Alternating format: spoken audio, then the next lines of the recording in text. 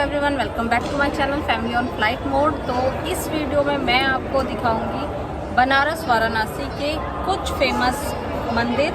सिर्फ 2 दिन में मैंने कैसे घूमा बनारस को मैं आपको दिखाऊंगी अपने साथ इस वीडियो में। उसके अलावा कैसे आप सिर्फ 5 मिनट में काशी विश्वनाथ मंदिर में दर्शन कर सकते हैं बाबा के, बहुत ही कम भीड़ में, या फिर आप दर्शन करना चाहते हैं, उनको स्पर्श दर्शन करना चाहते हैं, कैसे आप बाबा की स्पेशल आरती में जो सुबह के समय होती है उसमें शामिल हो सकते हैं, वो भी मैं आपको इस वीडियो में बताऊंगी। गंगा आरती के दर्शन खूबसूरत मैं आपको इस वीडियो में करवाने वाली हूँ।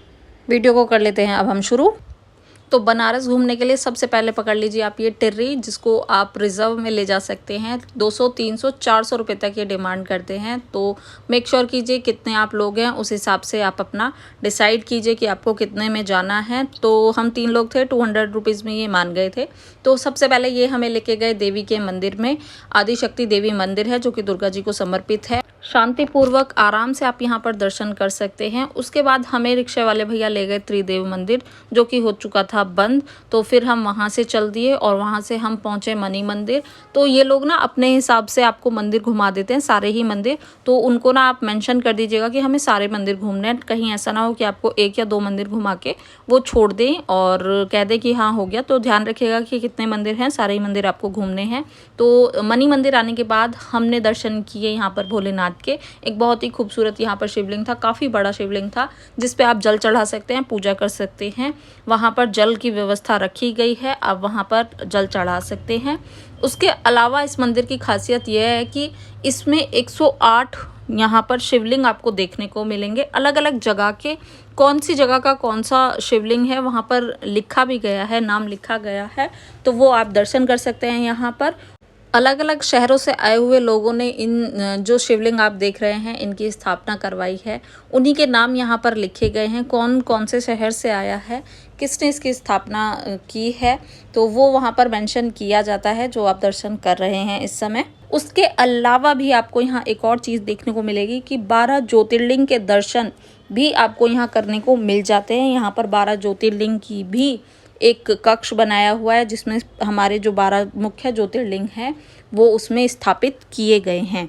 तो उनके भी दर्शन आपको इसी मंदिर में करने को मिल जाएंगे। बहुत ही खूबसूरत और बहुत ही सुंदर ये मंदिर है, जहां आपको ज़रूर जाना चाहिए। बहुत ही शांतिपूर्ण यहाँ पर वातावरण आपको मिलेगा। इतना खूबसूरत इसको बनाया हुआ है। आप देखिए कितनी खूबसूरती से एकदम लाइन से जो भी हमारे शिवलिंग हैं, सारे ही शिवलिंग बहुत ही लाइन से और एकदम मैनेज किए हुए हैं। बहुत ही क्लीन, एकदम बहुत शांत वातावरण, शुद्ध वातावरण, पवित्र वातावरण। तो अब दर्शन करते हैं मणि मंदिर के मुख्य दरबार के, जो कि है राम दरबार। और ये देखिए कितना खूबसूरत है, बहुत ही प्यारा ये लग रहा था। और साथ में अब दर्शन कर लेते हैं हम हमारे 12 ज्योतिर्लिंग के। अभी यहाँ पे थोड़ा सा काम चल रहा था, जिस वजह से मेन एंट्री में एंटर करना बंद था अभी लोगों के लिए। तो मैंने सिर्फ जो साइड से व्यू ले सकती थी, मैंने वो व्यू लिया है।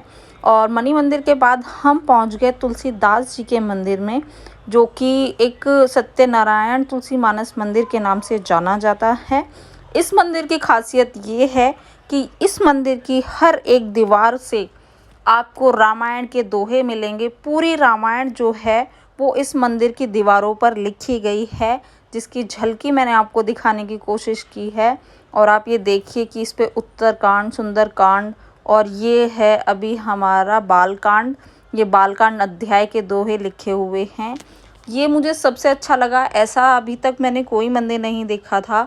ये मैंने एक इकलौता मंदिर अभी तक देखा है जिस पे मुझे देखने को मिली हमारी पूरी संपूर्ण रामायण, जो कि इसकी दीवारों पर लिखी हुई है। और ये है इस मंदिर का मुख्य दरबार, जिसमें है भगवान श्री राम की बहुत ही खूबसूरत प्रतिमा। बहुत ही खूबसूरती से इसको बनाया हुआ है। बहुत ही शांतिपूर्ण यहाँ पर आपको वातावरण मिलेगा।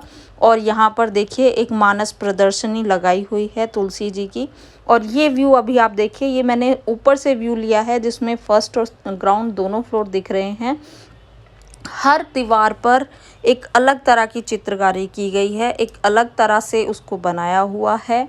बहुत खूबसूरत है, बहुत प्यारा है, ज़रूर जाने वाला, देखने वाला मंदिर है। और ये है तुलसीदास जी की एक प्रतिमा, जो कि वहाँ बनी हुई है। यहाँ पर भी अभी कुछ कुछ काम चल रहा था, तो कुछ एरिया में जाना अभी यहाँ पर भी मना था। तो जितने एरिया में जा सकते थे, जितना एरिया मैं कवर कर सकती थी, जितने की परमिशन थी वो मैंने कवर करने की कोशिश की है, आपको दिखाने की कोशिश की है। पूरे ही मंदिर में आप दीवार पर देखेंगे कि दोहे लिखे हुए हैं, बहुत खूबसूरत लग रहा था। इस चीज़ ने मेरे को बहुत अट्रैक्ट किया अपनी तरफ कि पूरी ही दीवार पर सिर्फ़ और सिर्फ आपको दोहे देखने को मिलेंगे। और तुलसी मंदिर के बाद हम पहुंच गए हनुमान मंदिर। वहां पर वीडियो बनाना बिल्कुल अलाउड नहीं था, तो मैंने कोई भी क्लिप वहां का नहीं डाला है, बट आपको वहां ज़रूर जाना चाहिए, बहुत मान्यता है हनुमान मंदिर की वहां पर। उसके बाद हमने डिसाइड किया कि आज हम शाम को गंगा आरती के दर्शन करेंगे, उसमें शामिल होंगे। तो हम वहाँ के लिए निकल गए कुछ देर रेस्ट करके। रास्ते में हमें मणिकर्णिका द्वार मिला, एक रास्ता जाता है जो कि उस साइड आपको लेकर जाएगा। दूसरा हमें दिखा वहाँ पर गेट नंबर 4। और उसके बाद जब हम आगे बढ़े तो वहाँ हमें मिली एक ये प्यारी सी मार्केट। दिन में ये इतनी खूबसूरत थी और रात में तो चार चांद लग रहे थे जब इसमें लाइट ऑन हो गई थी और जो मार्केट फुल ओपन हो चुकी थी। नाइट में बहुत अच्छा व्यू था, आप शॉपिंग कर सकते हैं। कपड़ों के साथ साथ आपको यहाँ खाने की इतनी वैरायटी मिलने वाली है कि आपका पेट भर जाएगा लेकिन आपका मन नहीं भरेगा। तो आप यहाँ पर फूड ज़रूर से ज़रूर ट्राई कीजिएगा, बहुत टेस्टी फूड है। और ख़ासकर यहाँ पर जो लस्सी और रबड़ी मिलती है वो बहुत टेस्टी होती है। और अब मैं फाइनली पहुँच चुकी हूँ दशाश्वमेध घाट पर, जहाँ होती है गंगा जी की आरती। और चलिए एंजॉय करते हैं आरती। बैकग्राउंड में आप देख रहे हैं एक बहुत ही खूबसूरत माहौल आपको देखने को मिल रहा है। और पीछे जो आप देख रहे हैं ये है गंगा, जहाँ पर आरती होने वाली है। पीछे आप देखिए सारी ही तैयारियां हो चुकी हैं। सामने से देखने के लिए हम बैठे हैं बोट पे, जिससे कि हम अपने जो आरती है वो बिल्कुल नज़दीक से देख सकें, दर्शन कर सकें। तो चलिए मेरे साथ कीजिए गंगा आरती के दर्शन। और बोट में हमने बैठने के लिए पे किया है 100 रुपीज़ पर पर्सन। तो फ्रंट सीट हमें मिली है, और अगर आप कम पे करते हैं तो आपको उसी के अकॉर्डिंगली सीट मिलती है। तो आरती शुरू हो चुकी है, पहले पूजन हो रहा है, कुछ मंत्र पढ़े जा रहे हैं और उसके बाद आरती शुरू होगी। और अगर आप आरती को बिल्कुल नज़दीक से, बिल्कुल जहां आरती होती है, जहां पर हमारे जो पुजारी हैं, जो पंडित हैं, आरती करते हैं, ये देख रहे हैं आप, अगर आप यहीं पर बैठना चाहते हैं तो उसके लिए आपको कम से कम दोपहर में 3 बजे के करीब आना होगा और वहाँ पर अपनी सीट रिज़र्व करनी होगी।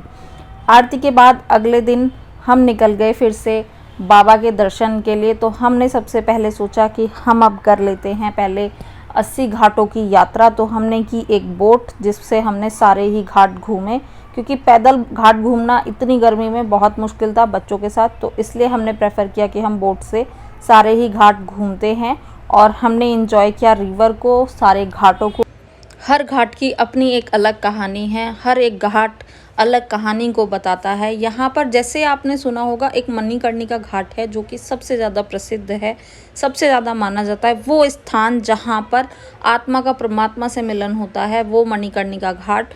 उसी घाट के साइड से रास्ता जा रहा है बाबा के मंदिर में, और वहाँ से हम एंटर हुए अंदर आते ही हमें मिल गया एक कैफेटेरिया, जहाँ हमने पहले पेट पूजा की और उसके बाद हम चल दिए अंदर वापस से दर्शन के लिए।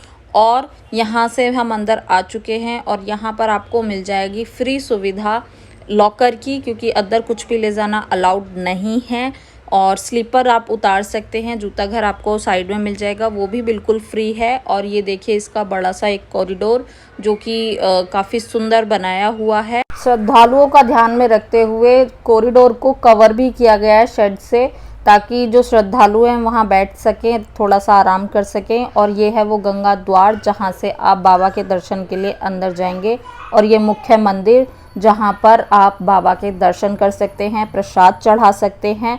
जी हाँ, प्रसाद चढ़ाना, जल चढ़ाना सब कुछ अलाउड है, आप लेकर जा सकते हैं। अगर आप स्पर्श दर्शन करना चाहते हैं तो आपको उसके लिए रात में ही आना होगा 2 से 3 बजे, और उसके लिए लाइन लगती है, तभी आप वो दर्शन कर पाएंगे, वरना नहीं कर पाएंगे अगर आप लेट हो जाते हैं। उसके अलावा अगर आप मुख्य आरती में शामिल होना चाहते हैं तो उसके लिए आपको ऑनलाइन पहले रजिस्ट्रेशन करना होगा। सिर्फ 100 ही सीट उसमें अवेलेबल होती हैं, तो हमें वो नहीं मिली थी जब हमने अपना जाने का प्लान किया था, तो इसलिए हमने मुख्य आरती में शामिल हम नहीं हुए हैं।